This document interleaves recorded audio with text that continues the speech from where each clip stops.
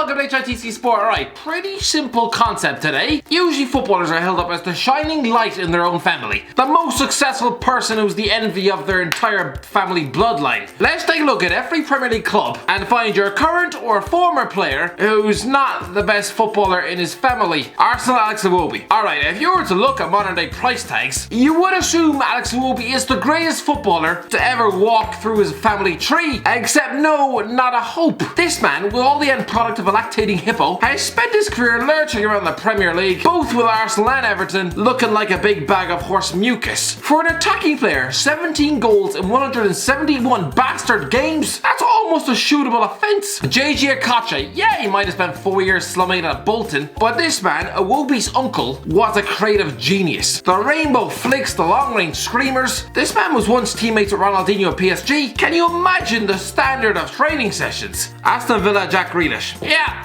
good old Jack Grealish waltzes back into this list. Listen, I know most of you will think I'm insane for including him in this one. What possible relative can I ruffle up that was better than England's boy wonder? Clearly not his dad, an Irishman who willingly let his son declare for England. No, instead step forward Billy Garrity. Born 1878, died 1931. Yeah, I know, he's probably no more than dust being buried in a wooden box for over 90 years, but still, he was better than Grealish. I mean, no, I've never seen him play, but neither of you. Not one of you. So what possible evidence do you have to disagree with this? Yeah, this man's career ended in 1908, but still, 224 games for Aston Villa, scoring 27 goals in his debut season as they romped home to league title success. He also turned in a man of the match display as they lifted the 1905 FA Cup against Newcastle, which was played in front of over 100,000 people. So we know he can deal with performing under pressure. But what really sets him apart from his great-great-grandson is the simple fact that unlike Grealish, this lad has actually been capped by England. Bournemouth Jamie Redknapp. Okay, well I could choose Anthony Edgar. And nothing defender spent 3 games on loan at Bournemouth back in 09-10. That fella is cousins with Jermaine Defoe and probably just gets ignored at family functions. But no, instead step forward Jamie Redknapp, who began his career at Dean Court back in the late 80s. Listen, while Redknapp on the telly might look like a big bag of smugness wrapped in a Versace suit, as a player he carved out a decent career. Over 200 games for Liverpool, 70 caps for England. But sorry lad, just a shame your cousin was Frank Lampard, a man with over 100 caps, the highest scoring midfielder in Premier League history, Chelsea's club record goal scorer, a Champions League winner. Lampard has said he used to look up to Redknapp when he was coming through the ranks. I don't think he does anymore. Brighton Rajiv Van La Parra. Well, it is pretty simple. Rajiv Van La Parra, the former Wolves, Huddersfield and Middlesbrough bench warmer, who chucked in 6 games on loan at Brighton back in 2015. No, he's not a great winger. In England, he only ever scored 8 goals in 155 games. Begs the question, why did he keep getting played? But yeah, this man's cousin is former Real Madrid star at Royston Drenthe. His half-brother is Jorginho Wijnaldum, a Champions League winner with Liverpool. Yes, Van La Parra is a professional footballer, but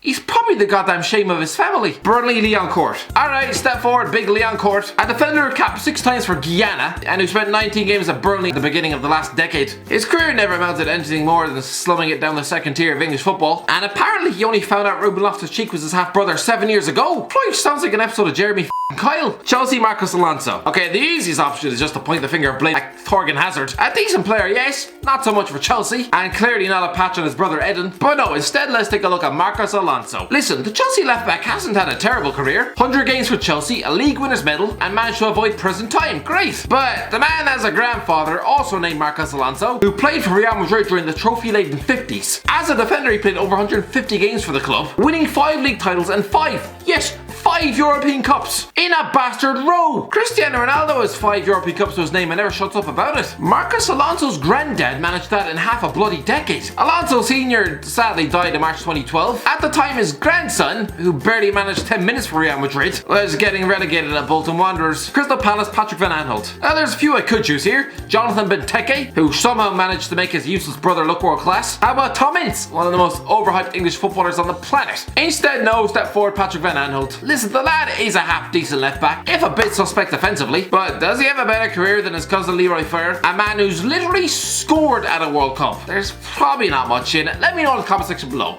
Which would you choose, Van Aanholt or fur? Everton, Phil Neville. Well, this is pretty simple. Listen, Phil Neville was a decent player and a solid captain for Everton. For Christ's sake, he played over 300 games for the club across 8 years, as the club mostly finished in the top 10 and challenged for Europe. But his brother Gary, 602 appearances for Man United, 85 caps for England, 8 league titles, 3 FA Cups, 2 League Cups, 2 Champions Leagues and a FIFA Club World Cup. Leicester, Kasper Schmeichel. Easy, very easy. Kasper Schmeichel. You're a top goalkeeper, yes, but you can't help but feel sorry that he'll never quite step out of the shadow of his dad. Listen, there's no shame in the fact that Kasper won't even be the best goalie at Christmas dinner. Peter was absolutely out of this world. Not only was he world class, arguably one of the best shot stoppers of all time. Just 2 games shy of 400 for Man United. He won 5 league titles, 3 FA Cups, a Champions League, even scored a goal. Liverpool, Paul Konchesky. I almost feel mean including this one. Listen, this will come as no surprise to Liverpool fans. Anyone who watched Paul Konchesky stumble around the park for 4 months at Anfield back in 2010, they'd have probably assumed that Konchesky's wife was better than him. Fuck it, after those 15 games, Liverpool fans would probably have rather chucked his dog in at left back. But oh, good old one-cap wonder and FA Cup finalist Paul Konchesky, whilst mostly a solid enough mid-table left back for the majority of his career, and was a man who voluntarily whacks his head on a daily basis, he's sort of related to childhood pal John Terry, I think. Alright, Terry's brother is married to Konchesky's sister. Doesn't that make them related somehow? I don't know. Man City, Alvin Challant. I was tempted to pick Sergio Aguero, a man whose former father-in-law just happened to be one of the greatest players of all time. But no, instead stepped forward Alvin Challant. This is a man whose career is about to look increasingly less relevant every time his son steps on the pitch. Challant Sr.'s legacy currently extends to just plodding around English football during the 90s, goading an injured Roy Keane, then being crippled by eventual Roy Keane. And that's about it. I think in about 5 to 10 years time, Alvin Challant's greatest legacy is just going to be him forgetting to pop on a condom in 2001. Man United, Jordi Cruyff. Well, I could go for Angel Gomez, a 19-year-old reserve midfielder stuffed in the back at Old Trafford, who happens to be the godson of Nani. But no, there's only one answer here. Jordi Cruyff. Less than 40 games on the books for Man United during the 90s, but his dad Johan was a 3-time Ballon d'Or winner, was named player of the tournament at the 1974 World Cup, had a popular skill move named after him, almost single-handedly reinvented the game. Jordi wasn't a speck of dust on his dad's abilities. Newcastle, Mark Viduka. Lads, this is a weird one. Mark Viduka, the former Newcastle bulldozer who amassed over 40 caps for Australia. Bizarrely, his cousin is Luka Modric. You know, World Cup finalist and Ballon d'Or winner Luka Modric, of over 130 caps for Croatia. I think we can all agree Modric is by far the better player. But there was a club who didn't believe that. Viduka was on the books of Newcastle when the club hierarchy rejected Luka Modric for being too small. So according to the likes of Dennis Wise, an aging, beard-guzzling Mark Viduka got a big thumbs up, but his far more talented cousin was turned away.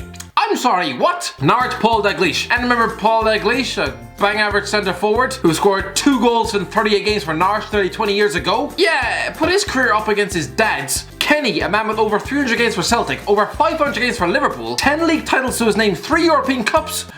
Paul doesn't stand a chance. Sheffield United, Oliver Teebally. I'm tempted to include Jack O'Connell. Sure, the centre back is doing well for Sheffield United right now, but his girlfriend Alex Greenwood currently plays for Lyon, has a CV consisting of spells at Everton, Liverpool and Man United, has 43 caps for England, reached 2 World Cup semi-finals, is a former Young Player of the Year.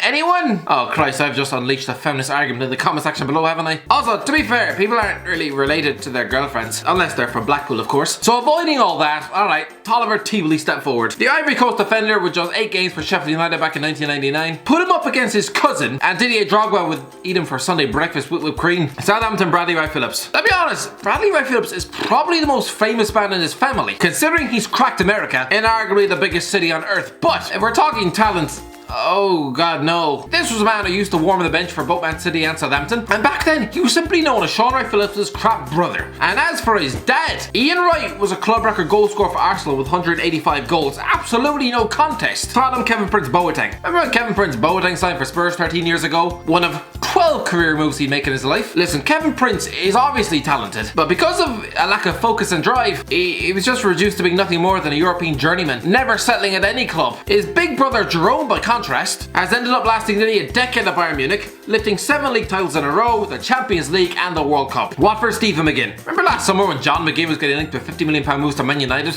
and scoring hat-tricks for Scotland? Thankfully the hype has died down since then, but at least the Aston Villa midfielder is still far better than his brother, a 31-year-old midfielder on the books of St Mirren who once lasted 3 years warming the benches of Watford. West Ham, Les Ferdinand. Well, Anton Ferdinand is a bit too obvious, isn't it? We all know this former West Ham centre-half is not a patch on his brother Rio, but let's bring in Les Ferdinand. Listen, an undoubtedly quality striker for Newcastle and Tottenham during the 90s, but he is also the cousin of Rio Ferdinand, one of the greatest ball-playing centre-halves of the modern generation. So, sorry Les, you make the list. Wolves, Dean Sturridge. This is also quite harsh because Dean Sturridge was a damn good striker for both Wolves and Derby County, but he's clearly been put to shame by his nephew. A man who scored goals for Man City, Chelsea and Liverpool, lifted the Champions League, scored in the World Cup. Need I go on? Anyway, that's the end of it, lads. Let me know, what do you think? Have I got this completely wrong? Let me know in the comment section below. If you enjoyed the video, don't forget to like, share and subscribe. And as always, I'll talk to you in a while.